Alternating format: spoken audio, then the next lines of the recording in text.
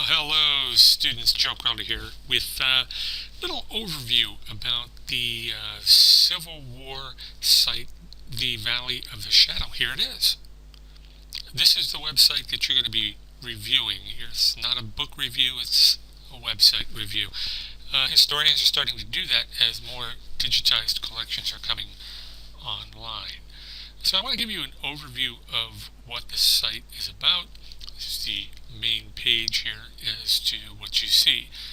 You just click on the enter, and the Valley of the Shadow has basically like a museum. You're going to have three spaces that you're going to look at. The first floor, if you want to call it that, is the eve of the war. The second floor is the war years, and then the third floor is the aftermath.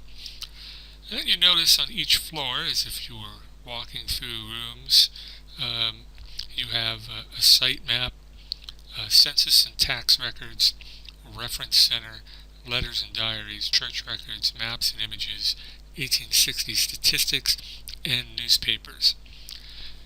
I want to give you a better overview, really, of what this is about. So I'm going to go here to this battle map. So I'm going to back up a little bit to kind of show you basically what we're talking about here.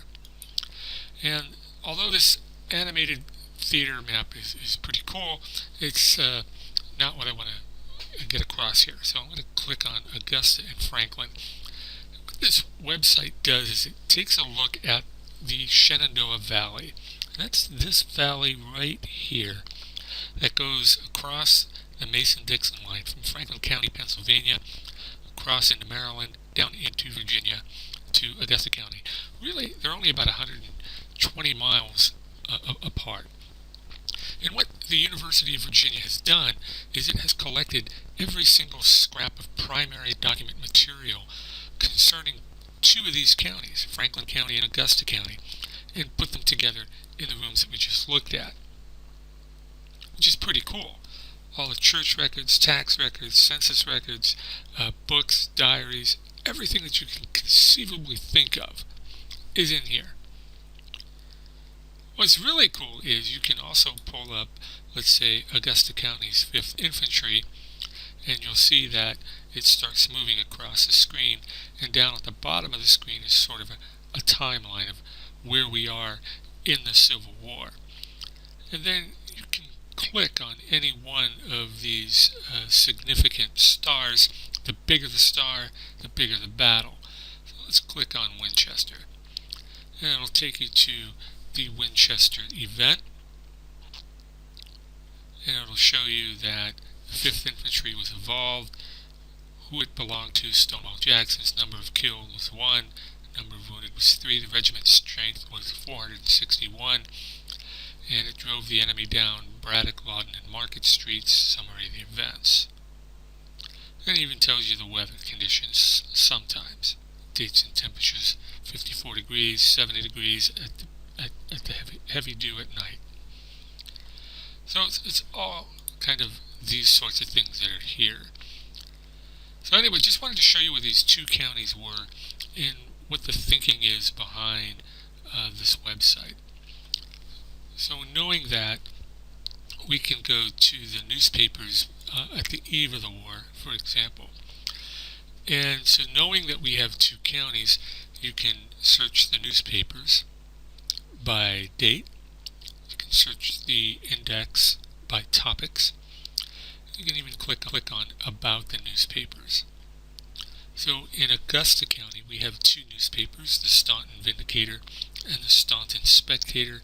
And in Franklin County, Pennsylvania, we have the Franklin Repository and the Valley Spirit.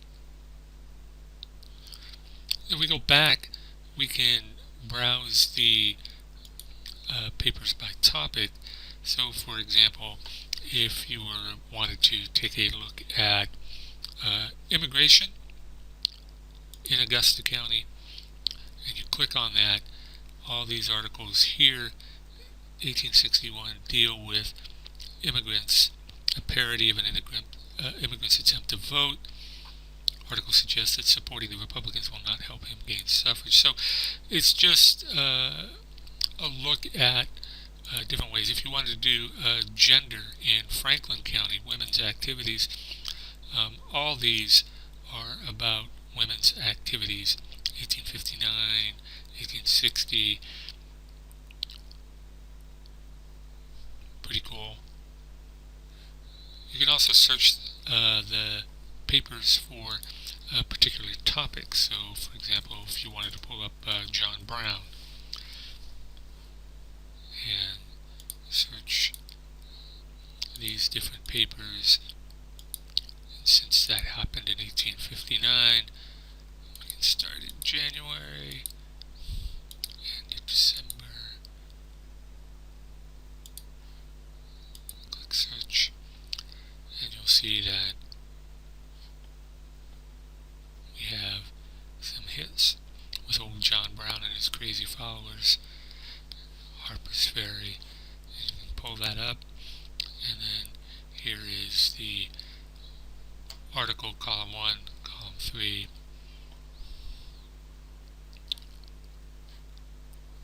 There's John Brown's raid, and you can read the full text of the article here. It's a primary document. Pretty cool. If you have a topic that you're working on, you might be able to find it in these newspapers, which is kind of interesting. And we get all the way back to the beginning here.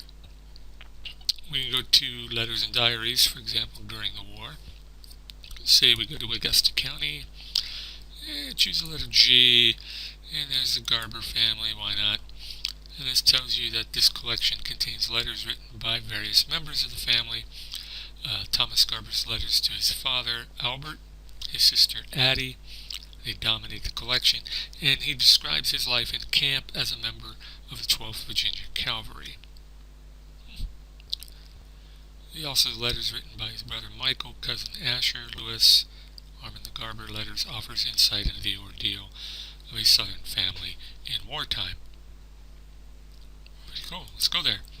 You click that, and you'll see, here's Thomas. Just choose one of these, and you'll see that it's digitized, so you can read it this way, or you can click on it like that.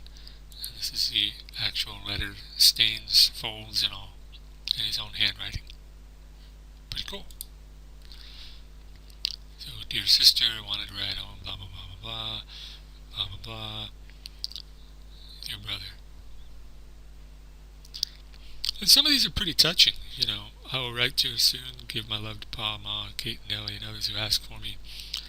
Excuse me for not writing sooner, but I've written a good many times. I finished, I'd have to go somewhere, put a letter in my pocket until it was spoiled. You ever do that? Put a letter in your pocket, turn to goo, some piece of paper, right? Hey, there it is. So, there's a lot of letters, a lot of diaries. What else we got? Going back out, we have newspapers. We showed you that. Battle, official records, soldiers' records. There's some cool stuff. Take a look at maps and images here. See where we have images of the valley.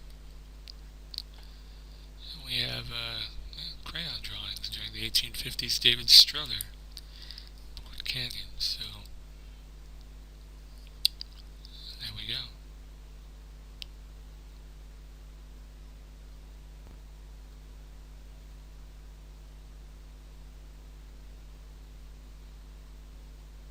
All sorts of things you can kind of find in here, because they pretty much scrapped every piece that you could think of. They have the census and veteran records, so this would be the census of 1870.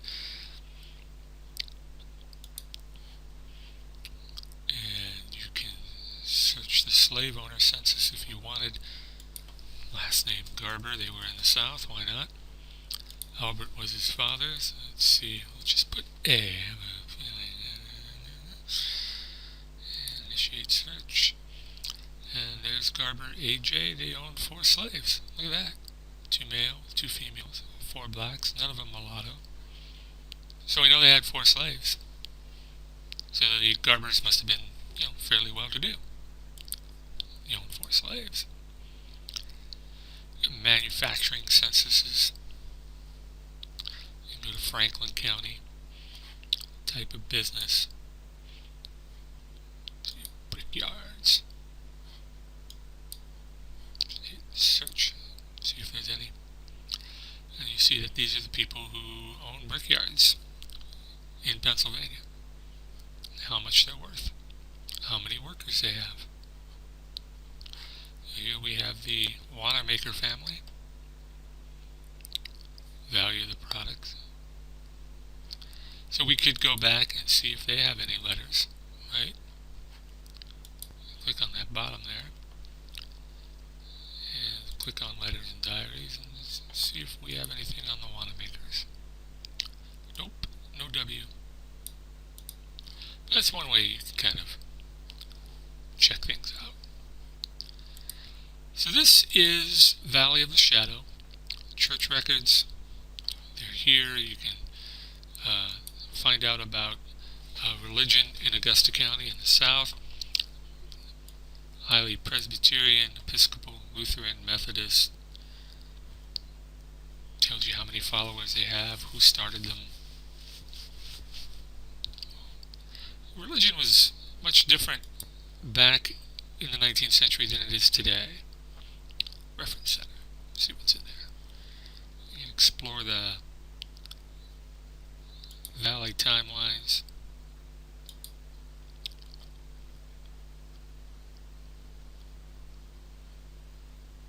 So here we have in Franklin County in 1860, Chambers Artillery parading in full dress uniform. Let's see what that brings us. It's an article in the paper. See? So it's a personal way of taking a look at things, and gets it down to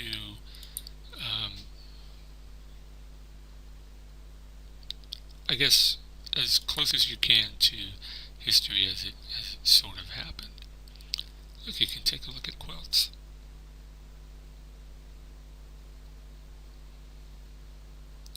Such a cool website. All sorts of things that you can find. And I got some instructions coming with it, but definitely take a look at the Valley of the Shadow and think of it in terms of I really want you to follow any family that you find here. So let's say the Carson family. Most of these are addressed to Annie Harris. And you'll see all the letters that are here. Pick a family, read them, get to know these people, see what you think. Put a face behind the war. And then try and find out as much as you can about Samuel Franklin Carson or Annie Harris in the census, church records, any of those things. Okay? So, more instructions to come. Just giving you an overview of the site. Go to the bottom, click on this, you're back at the beginning. The cool thing about the battle maps, last thing here. So you can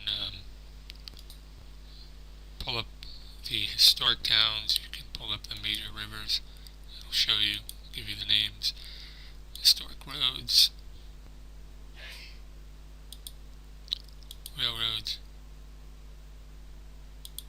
stuff like that.